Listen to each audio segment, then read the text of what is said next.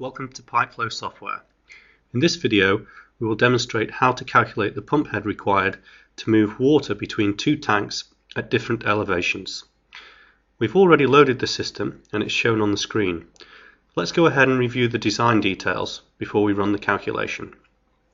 If we highlight the base tank, we can see the details of the tank. A surface pressure of 0 psi gauge, we have a liquid level of 24 feet, and the bottom elevation of the tank is set to be 0 feet. If we highlight tank 2, we can again see the surface pressure set to 0 psi gauge. Here we have 9 feet of liquid in the tank, and we have a bottom elevation of 280 feet. If we highlight pipe 1, we can see the details of the pipe. This has a length of 4.62 feet. It's a 4-inch pipe with an internal diameter 4.026 inches, and we have selected schedule 40 steel, and this is the roughness value. We can highlight other pipes in the system and review the length of the pipes and the diameters and the roughness. All the pipes are set to be 4 inches, and again all use schedule 40 steel. The length of this pipe is 200 feet. Pipe 3 is set to be 974 feet, and pipe 4, rising up to the top tank, is set to be 76 feet in length. If we look at the elevations of the nodes, we know the base tank is set to be at 0 feet, and we can highlight the first node and we can see the elevation is set to be 4.6 feet at this point. Node 3, the elevation is set to be 204 feet as we rise up.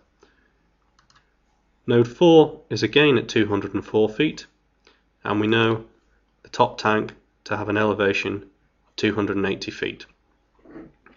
There are some fittings and bends included in the system, and these are indicated with the little fitting symbol here.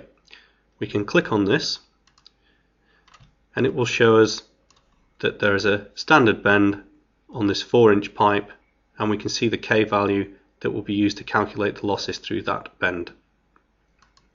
Let's go ahead and run the calculation, and just before we do that we can review the pump details.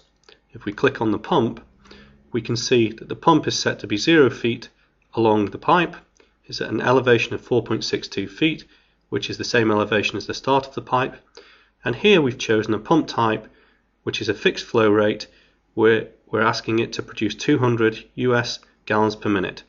And what we want the calculation to do is to work out the pump head required to meet that flow demand.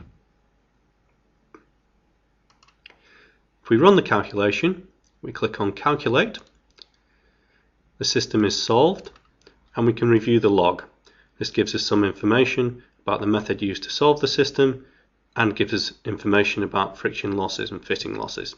We can also see that the total pump head added to the system is 295.27 feet head.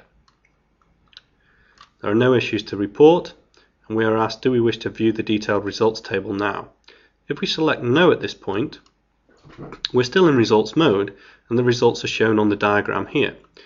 We can see from this key that the flow is shown in US GPM, and we can see there's a flow of 200 US GPM in each of the pipes, which is the flow rate that we asked the pump to produce.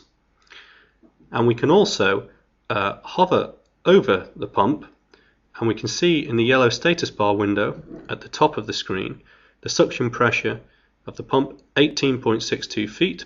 The total head added by the pump is 295.27 feet, produces a flow of 200 US GPM, and the MPSH available is 51.84 feet head of liquid. So we've solved this system, and we've solved the pump head required to move the liquid from the base tank to the top tank to overcome all the friction losses and elevation changes in the system. We can also view the results in tabulated format. If we click on this results button, this shows the results in spreadsheet format, and here we have all the data related to the pipes. We're on the pipes tab. It gives us the material, the diameter of each pipe, roughness, length, K value for the fittings, tells us the flow in each pipe, the 200 US GPM, the velocity, and if we scroll across we can also see entry and exit elevation, the entry and exit pressures, and the difference in pressures. So this is a comprehensive list of information, and we can see on pipe 2 there was a pump, and the pump head added, again we see the figure 295.27 feet head. We can also click on the fittings tab, and here we have the information about the fittings in the system. We can click on the pumps tab, and again we can see the pump data. We can click on the nodes tab, and this will give us information about each point in the system, the elevation of the points, gives us the liquid level in the tanks.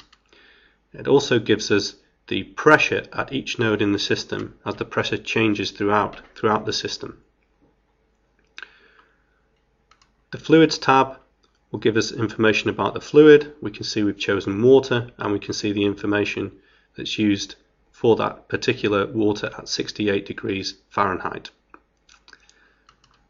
The pipe materials tab will give us information about the materials used and the weight of the pipe, and we can also look at the energy calculations.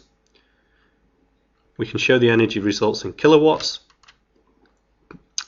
and here for each of the pipes we can see the energy loss to pipe friction, we can see the energy loss to pipe fittings, loss to components, etc.